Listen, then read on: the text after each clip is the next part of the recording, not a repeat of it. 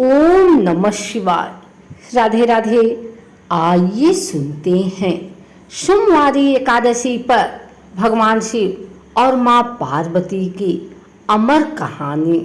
शिव को बहुत प्रिय है अमरनाथ, जानिए इनकी पूरी कहानी। पवित्र गुफा में एक और माँ पार्वती और श्री गणेश के भी अलग से बर्फ से निर्मित प्रतिरूपों के दर्शन वहाँ किए जा सकते हैं। एक बार देवी पार्वती ने देवों के देव महादेव से पूछा, ऐसा क्यों है कि आप अजर अमर हैं, लेकिन मुझे हर जन्म के बाद नए स्वरूप में आकर फिर से बरसों तक के बाद आपको प्राप्त करना होता है। आपके अमर होने का रहस्य क्या है?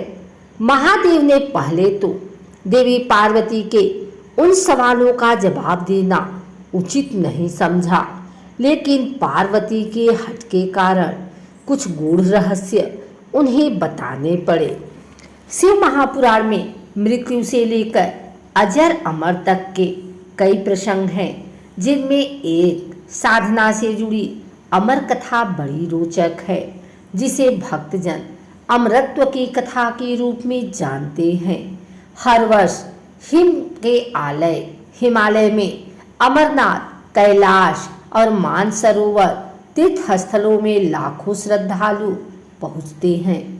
सैकड़ों किलोमीटर की पैदल यात्रा करते हैं। क्यों? यह विश्वास यूं ही नजर नहीं उपजा।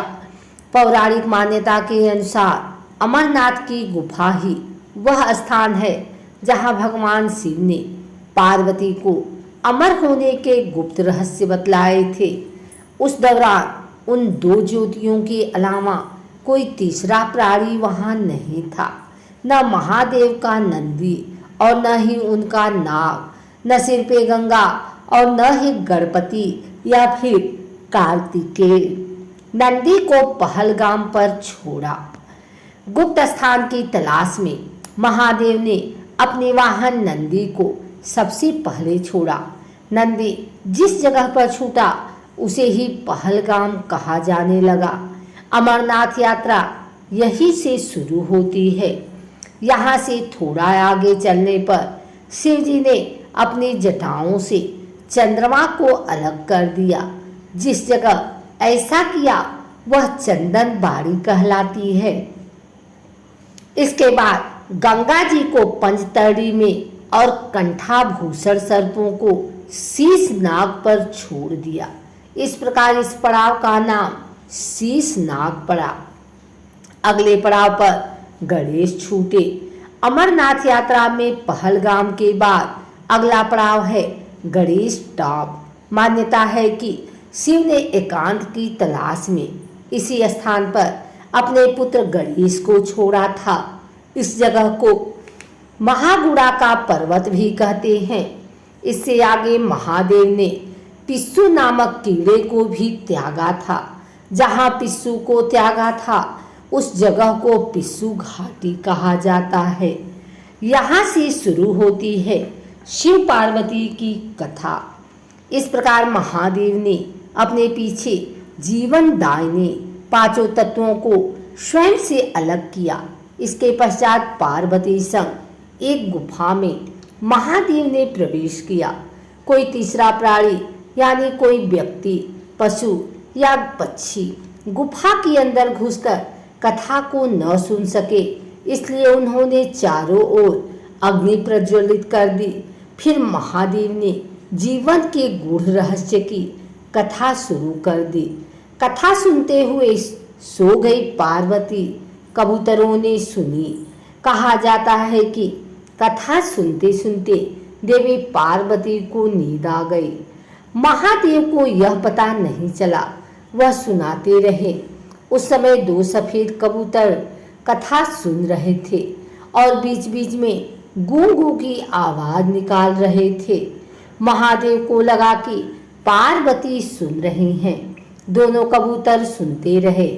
कथा समाप्त होने पर महादेव का ध्यान पार्वती पर गया तो उन्हें पता चला कि वे तो सो रही हैं, तो कथा सुन कौन रहा है।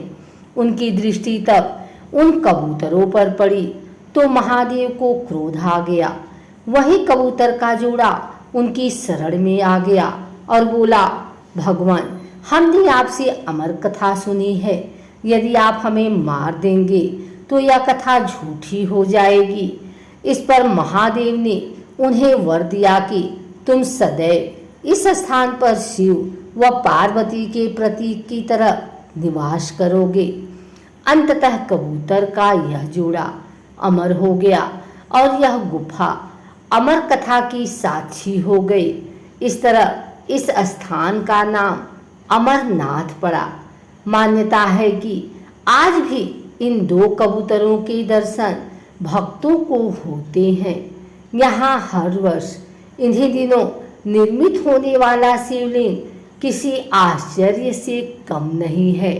अगर आपको हमारी वीडियो अच्छी लगी हो तो इसे लाइक करें, कमेंट करें, शेयर करें। हमारे चैनल को सब्सक्राइब करके बेल नोटिफिकेशन ऑल पर सेट कर लें ताकि आगे आने वाली वीडियो सबसे पहले आप तक पहुंच सके। धन्यवाद।